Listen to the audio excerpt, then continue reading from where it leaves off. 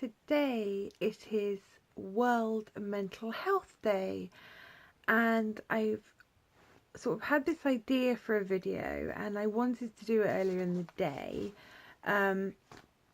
but today sort of hasn't gone to plan, so I didn't get the chance to do it. I went to visit my friend and that was really lovely. She's also disabled, so she has a completely accessible house. They built their own house, so it is literally made for her. It's incredible.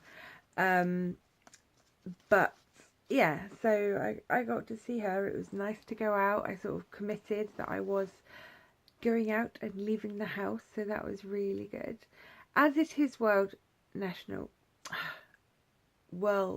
Mental Health Day today, I wanted to get talking about mental health because so many people are too afraid or they feel too ashamed, and accessing help can sometimes be really quite difficult. So I just thought that I would share some of my experiences, because I have suffered sort of with depression on and off at various different times in my life. And so I suppose I sort of want you to look at it like you have a toolbox, and the tools inside the toolbox are what fix you, you know? But you need them all because you never know when you're going to need the hammer or the screwdriver or the tape measure. So your toolbox is really, really important in terms of sort of putting you back together again. I've just thought of that. I had the tool thing from a long time ago. But the thing about the actual tools and putting you back together and everything, I just thought of right now on the spot. Whoops, sorry. I'm quite proud of that. I think that's a really nice little analogy. Anyway, so sorry, because of my terrible memory, I've had to sort of write a few notes for myself. So I'm just going to sort of bullet point everything for now, because it is quite late, which is why I'm in bed. It is like 10:30, and I'm rather tired. So I'm just going to go through in bullet points, and if there's any of these that you would like to know more about, or you would like to know where you might be able to find information on them, please do write in the comments below, because I would be more than happy to gear you sort of in the right direction, or you know, give you some more sort of more information, you know. So the first thing that really, really helps sort of keep you centered and keep you in the now is mindfulness. And it's a fabulous, fabulous thing. You do need to sort of teach yourself and take the time to teach yourself. But mindfulness is a brilliant, brilliant tool to have. As I've said, if you want to know more about any of these things, please do ask. And I may not reply straight away, but I will reply when I can, I promise. So the next thing is CBT therapy. If you get offered, or you can, like, you know, from your GP, or if you you can access it for yourself online or through a book or whatever. It's cognitive behavioural therapy, and it's a good tool to have in the old toolbox. These are all things that just sort of keep you calm, keep you together, keep you centered. So tying in with those two things, they are really both sort of very relaxing. They're forms of relaxation, but I would also really suggest relaxation and meditation, again, because they can really center you. I don't know about in America. In this country, you can go into somewhere like Boots, like the pharmacy shop boots. And there is a little range called Rescue Remedy, and it's all natural. You don't need a prescription for it, and it's meant to be very good for anxiety, which is obviously quite often an element for people who are suffering with depression. So it's obviously not quite as like heavy duty as going on prescription antidepressants. But if you feel like you're perhaps not that severe, Rescue Remedy, is worth a shot. It really is. The other thing, I've personally had no experience with it, but I do know that a lot of people have a lot of success with it, is St. Johnswort, which again, if you went into somewhere like Boots the pharmacy, they would have. And again, it's meant to lift your mood and lift a light depression. Like I said, I've used Rescue Remedy, but I have not ever had St. John's wort. So I could point you in the right direction. I could point you towards some information, but I can't talk about that on a personal level. The other thing is something that my mum taught me, I suppose, when I was 10, I believe.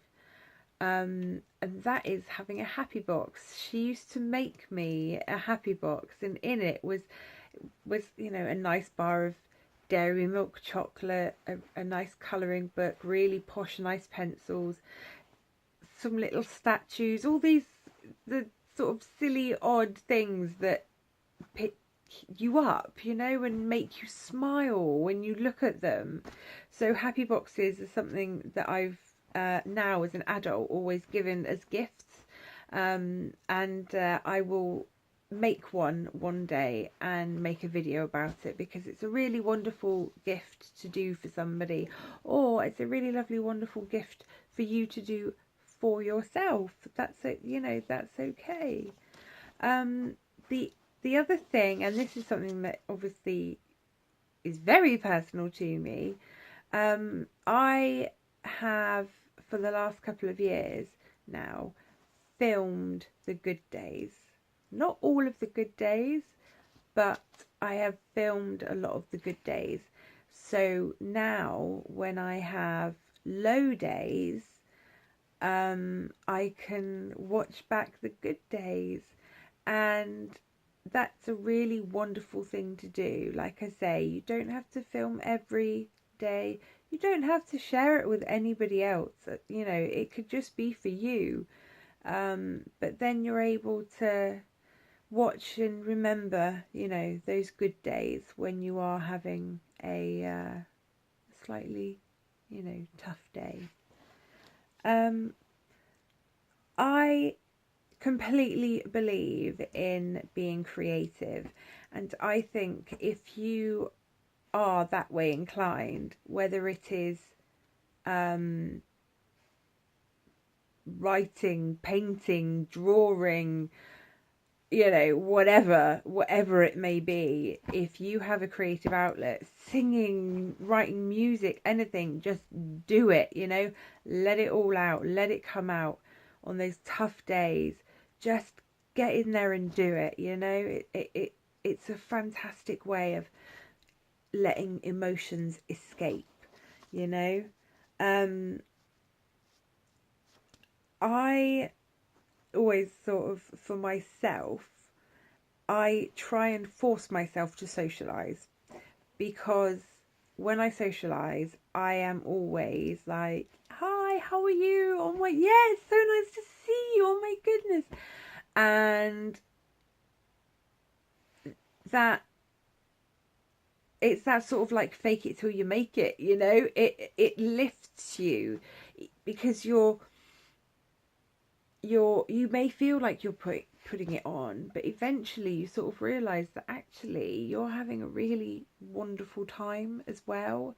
And going out and, taking the dog for a walk, or, go for a walk in a meadow, or you know, for a walk up and down town if you can cope, you know, with crowds and stuff, up and down the high street perhaps. But whatever you do, get out of the house, feel the weather on your skin. It doesn't have to be sunny, just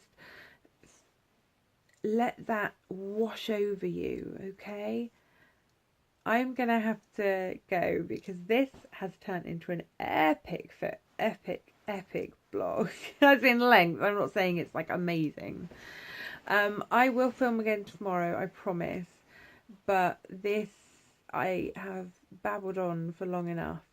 So again, I'm absolutely going to finish this video. If any of you have any questions, please write them in the comment box and I will do my very best to see them, because I don't always see them straight away. I have found that I've sort of missed comments sometimes, which always makes me feel so bad because I didn't reply. Anyway, so please, you know, do get in touch. But I do really have to go, I'm afraid.